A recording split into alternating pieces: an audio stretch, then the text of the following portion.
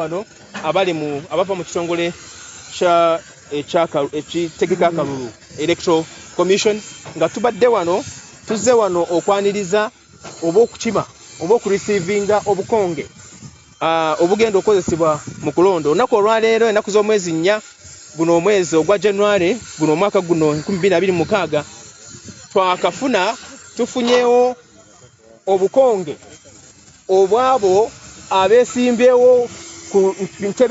ku basentebe ba districts ne cities awamu ne ba councillors ku districts abakiikiri abakyala.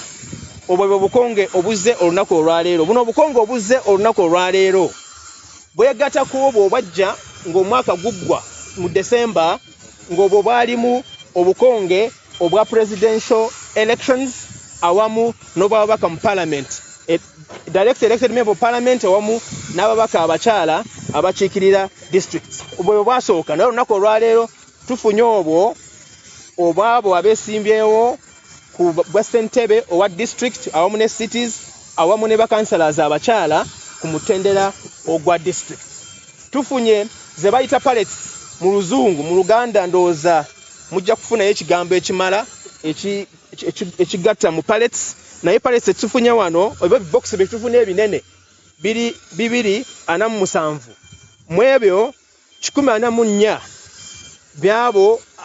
bya bukonge obwa district ne city chairpersons basentebe ba districts n'ebibuga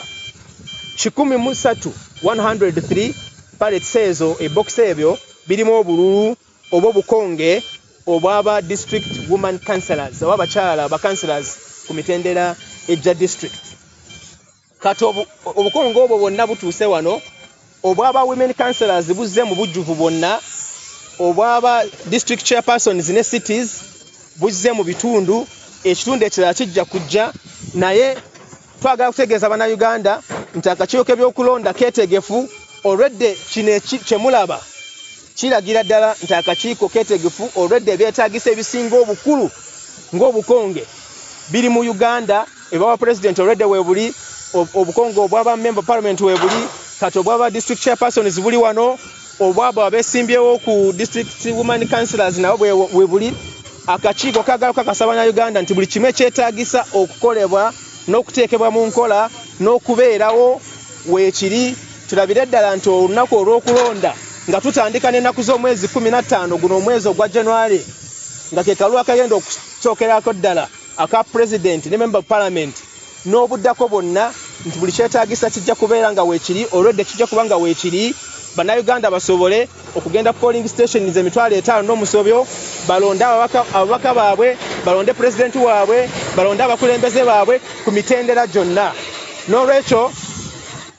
kati obukonge buno nga bwe mulaba babuteeka mu trucks z'akakiiko k'ebyokulonda okubutwala mu stores, mu warehouses oba amaterekero we tutereka ebintu ebikwata ku byokulonda. Era kati bugenda kukuumirwa ku bifo ebyo nga poliisi ebikuuma okulaba nti tebituukibwako bulabe, tewabaawo omuntu yenna abitaataganya. Ekisembayo kwe kubabuulira nti mu nnaku ezijja zino ne mu wiiki eno buli obukonge bwonna obwetaagisa okukozesebwa mu kulonda kuno bujja kuba nga bumaze okutuuka mu stores ez'akakiiko k'ebyokulonda. Era n'olunaku olw'enkya tugenda kubeera wano nga twaniriza oba tusirisiivinga obukonge obulala. Buli kampani akakiiko k'ebyokulonda gye kaawa omulimu ogw'okukuba obukonge bamaliriza, kambabulire nti bamaliriza ekiseera we twabaweera ne tubasaba okuba nga bamaliriza omuligo gwabwe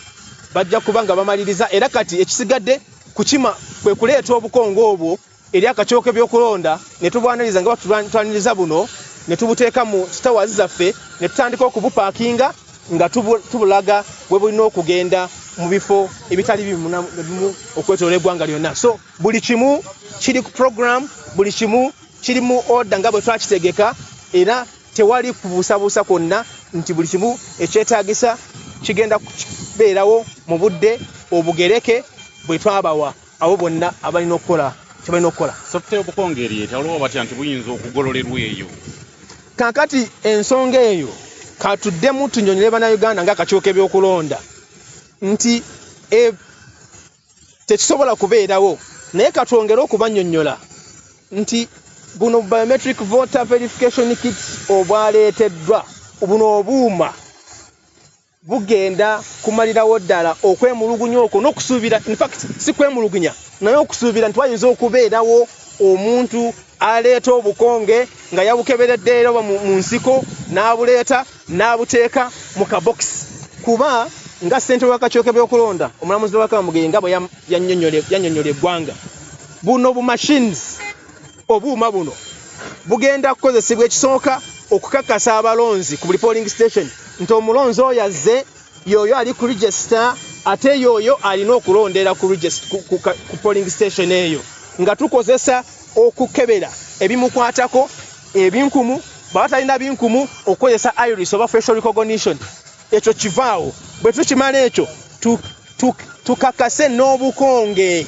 akakonge nga banakukuwa basooka kwayisa mu kyuma ekyuma kikakakase nti kano akakonge keeko akalina okukubirwa ku polling station eno kati omutendera oguddako ate ogusembayo nga tumaze okulonda nga tumaze okubuyiwa ku kaveera wansi buli kakonge akaba kayise ku polling station eyo nga kayita mu kuuma ako kaddemu kakakasibwe nti keeko kennyini akaweereddwa omulonzi naye nga tekasobola kulaga omulonzi alonza ani naye nga kalaga nti kano akakonge ka polling station eno kati bwebaawo obukonge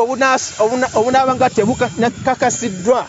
oluvannyuma y'okulonda ku polling station kijja kuba kitegeeza nti obwo bufu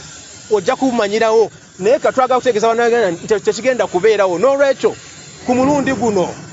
bye mwali muwulira nti baleese abalonzi ne bajja obagindi ne baleeta mu mmotoka mu baasi ne bayiwa ku polling station nti balonde ebyo tebigenda kuddamu kuwulikika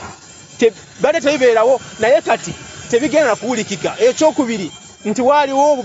nti watuuse ku polling station n'osanga ng'olwedde nti bamaze okulonda nga bakugamba nti bamaze okulonda ekyo kigenda kusoboka ekyokusatu nti twasanze mu bokisi olwedde nga mulimu obukonge nga bamaze okubukebera ebyo byonna tebigenda kubeera n'olwekyo bannayuganda twesige tubeere bagumu tumanye nti emitendera gyonna egiteekeddwawo akakiiko k'ebyokulonda